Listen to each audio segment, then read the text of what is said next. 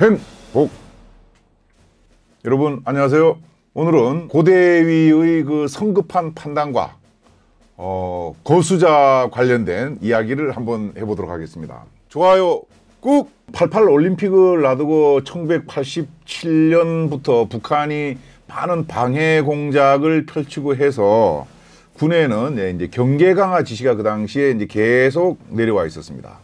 그러던 그 1988년 1월 어느 하순 일요일 날 제가 사단 당직 근무를 쓰고 있는데 당직실에 있는 일반 전화기가 울렸어요. 군용 전화기 말고. 그 병사가 받더니까 고대인님 큰일 났습니다. 간첩이 나타났답니다. 그러는 거예요. 그게 어디냐 그러니까는 그 광릉 내 버스 정류장이다. 그래서 알았다 그러고 당직사령님께 보고를 드리고 당직 기차를 대기시키고 저 혼자 가면은 또 혹시 어떻게 될지 몰라서 위병소 옆에 있는 사단 헌병대 당직 근무자 이모 하사 보고 위병소에 나와서 기다리라고 그랬어요. 그 당시 이제 제가 근무했던 부대는 이제 동원 사단인데 책임 지역이 없고 이러다 보니까 5분 대기조가 없었습니다. 그 집차를 타고 위병소에 가갖고 헌병대 이모 하사를 태워서 버스 정류장에 가갖고 그 신고한 그 가게를 하는 할머니에게 여쭤봤어요. 간첩이 어디 있어요? 그랬더니까 밖에 그 군복 입고 있는 장교가 있었는데 저 장교다 이제 그리는 거예요. 그 왜 간첩이라고 생각하셨냐? 담배를 이제 그 한 곽을 샀는데 그 당시 이제 그 솔 500원인데 돈을 그 250원을 냈다는 거죠. 그 당시 이제 그 간첩이 많이 이제 활동할 때니까 간첩 신고문이 여기저기 많이 붙어 있었어요. 그런 가게에는 당연히 붙어 있는 거죠. 거기에 보면은 그 새벽에 등산복 입고 산에서 내려오는 사람. 그 당시 등산 다니는 사람들 별로 없던 시절이기 때문에 그다음 뭐 심야에 이북 방송을 몰래 듣는 사람. 여러 가지가 있는데 그 중에 뭐 5번째 정도에 보면은 담배 값을 제대로 모르는 사람. 이거 신고하도록 돼 있는 거예요. 간첩이라는 것이죠. 그래서 할머니가 이제 그런 것을 딱 상황 판단을 해갖고 신고를 했던 겁니다. 그래서 이제 그 밖으로 나가갖고 보니까는 소령이에요. 군복을 입고 있는 그 거수자가. 그래서 저는 오른쪽, 이 하사는 왼쪽으로 자연스럽게 접근을 해갖고 군복 입은 세 사람이 이제 나란히 서 있는 거죠. 가운데 소령을 두고. 제가 이제 조심스럽게 여쭤봤어요. 소령님 어디 가세요? 이제 여쭤본 거죠. 그러니까 그분이 지금 모 군단 사령부에 근무하고 있는데 지금 어디로 가고 있다 하는데 그 가는 데가 이제 제가 근무하던 사단의 옆에 사단이죠. 거기를 어떤 일로 가십니까? 그랬더니까 원래 그 모 사단에 근무를 하다가 이 군단 사령부 이리로 이제 명령이 나갔고 이사를 가야 되는데 관사 사정이 안 좋아갖고 빈집이 없다 보니까 본인 혼자만 가서 독신자 숙소에 살고 있었던 것이죠. 그러다가 이제 옛날에 살던 관사 가족들이 있는 곳으로 지금 가고 있는 겁니다. 뭐 충분히 그럴 수 있으니까. 근데 저 속으로는 이제 또 그래 뭐 간첩이 그 정도 시나리오를 써가지고 올 수 있겠지 이제 이런 생각을 할 수밖에 없죠. 거수자 신고가 들어왔으니까 야, 이 사람이 진짜 그 부대에 근무했던 사람인지 혹은 이 군단사령부에 근무하는 사람인지를 확인해 봐야 될 거 아니에요, 제 입장에서는. 그런데 이제 마침 이 소령분이 전에 근무했다 그러는 이 부대, 거기에 제가 아는 육사 동기생이 여러 명이 근무하고 있었는데 그 중에 이제 그 머리가 아주 노란 그런 그 동기생이 있었어요. 아주 유명했었거든요, 제 입장에서는. 그래서 혹시 그 사단에 육사 그 38기 김모 대위를 아냐고 물어보니까 이제 이분이 모르는 거예요. 저는 속으로 이 간첩이 맞는가? 행복! 이제 이하사한테 얘기를 해갖고 이제 팔을 하나씩 꼼짝 못하게 딱 이제 붙잡았어요. 그분이 얼마나 이제 당황했겠습니까? 주변에 버스를 기다리던 사람들이 이제 웅성웅성 이제 몰려들었어요. 그 이제 이분이 다급하니까 갑자기 다른 김모 대위를 안다면서 이름을 대는 겁니다. 그 순간에 이거 아니다. 간첩 아니다. 좋아요 꾹! 왜 그러나 그러면 그 김모 대위도 저희 동기생인데 이 스케이트를 아주 잘 타는 동기생이었어요. 그래서 제가 이제 속으로 이것까지 알면 진짜 아니다 싶어서 그 김모 대위가 뭘 잘합니까 했더니까 그 친구는 말이지 그 아주 이 빙상의 귀재라고 딱 얘기를 하는 겁니다. 그러니까 제 입장에서 이게 이제 간첩이 아닌 것이 명확해진 것이죠. 그래서 팔을 이렇게 꺾었던 팔을 예, 풀어주면서 소심한 목소리로 죄송합니다. 제가 김모대의 육사 동기인데 뭐 소위 이제 죽을 죄를 졌습니다. 이렇게 이야기하는 거죠. 예.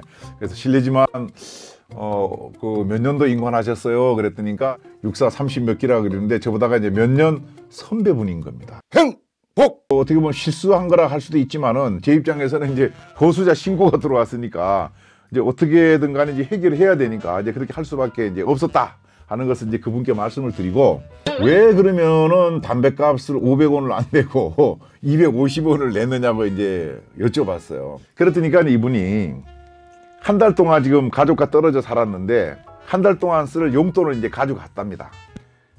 근데 한 달이 지나고 나니까 이제 돈도 떨어졌는데 애들 얼굴도 보고 싶고 그러니까 주말을 이용해 갖고 가고 있는 겁니다. 근데 바로 가는 버스가 없으니까 제가 근무했던 그 버스 정류장이 있는 거기에서 이제 갈아타고 가는 것이죠. 소위 이제 환승을 하는 겁니다. 이제 환승하려고 기다리다 보니까 담배가 몹시 피우고 싶은데 담배가 떨어졌어요.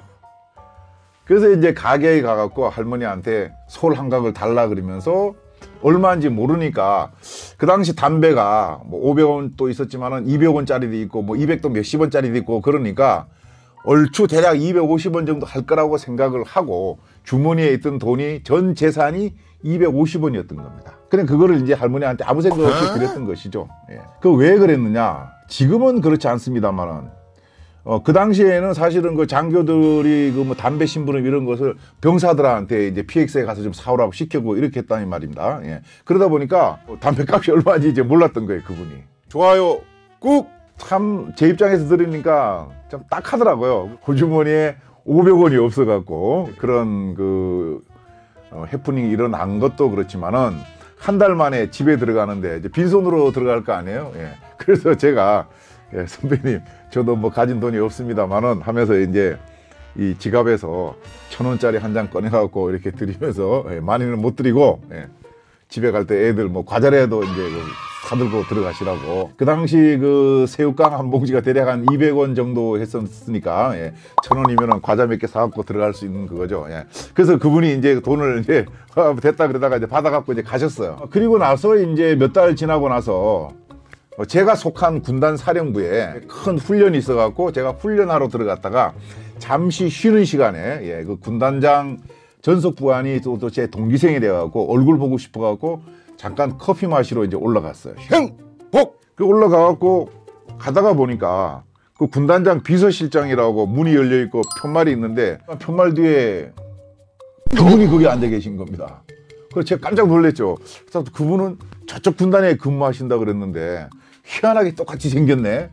그분한테 제가 인사를 드리려고 가다가 보니까 그분은 저를 알았는지 몰랐는지 모르지만은 저를 좀 외면하는 듯한 인상을 제가 받았어요. 그래서 저분이 내가 좀 불편하신 모양이겠구나, 뭐 그럴 수도 있겠다 이런 생각이 들어서 뭐 경례를 안 하고 전속부관 있는 데 가갖고 이제 야야야야 아무개야 너 비서실장님 언제부터 저기 계셨냐 그랬더니까 오신 지 얼마 안 된다는 거예요. 오신 지 얼마 안 된다는 거죠. 그러니까 저쪽에 이제 계시다가 이쪽으로 오신 거예요. 그래 보니까 제가 알고 있는 그분이 맞았어요. 좋아요, 꾹! 그분께서 아마 좀 개면적으니까 저를 모르는 척 하셨던 것 같습니다. 그 이후에 그분을 제가 다시 뵌 적은 없고 서류상으로는 제가 이제 뭐 인사 업무를 하다 보니까 서류상으로는 여러 번 뵀지만은 직접 뵌 적은 없는데 그때 그 선배님이 많이 놀라셨을 거예요. 제가 이제 말씀은 여러분들에게 이렇게 웃으면서 드리지만은 우리 이모 하사하고 팔 딱 잡고 꼼짝 못하게 하고 할 때는 심각한 상황이었거든요. 그래서 지금 혹시 우리 선배님이 이 영상을 보면은 제가 다시 한번 정중하게 이제 사과를 드리겠습니다. 내가 너무 성급하게 판단을 했구나. 근데 그 상황이 또 그렇게 안 할 수 없는 또 상황이기도 했어요. 그러니까는 저는 좀 강하게 할 수밖에 없었던 그런 상황인데 행복! 제가 오늘 드리고자 하는 말씀은 성급한 일반화의 오류, 이것을 우리가 조심해야 된다는 것이죠. 제가 알고 있는 머리 노란 우리 동기생을 그분이 당연히 알아야 된다고 성급하게 판단을 했던 겁니다. 제가 알던 그 머리 노란 동기생은 사관학교를 같이 다녔던 동시대 생도들끼리만 잘 알고 있는 것이지 야전 군인이 할 수가 없는 거였죠. 네, 그런 실수를 했었는데 여러분들이 살아가면서 우리 주변에서 보면은 성급하게 결정을 하든지 아니면은 성급한 판단을 갖고 오해 아닌 오해를 해갖고 우리 사회적 비용이 많이 들어가고 있는 것을 우리가 흔히 볼 수가 있습니다. 그런 그 불필요한 사회적 비용이 들어가지 않도록 우리가 차근차근 잘 보면서 판단을 하자, 이렇게 말씀드리면서 오늘의 장구는 성급한 일반하의 오류 금지입니다.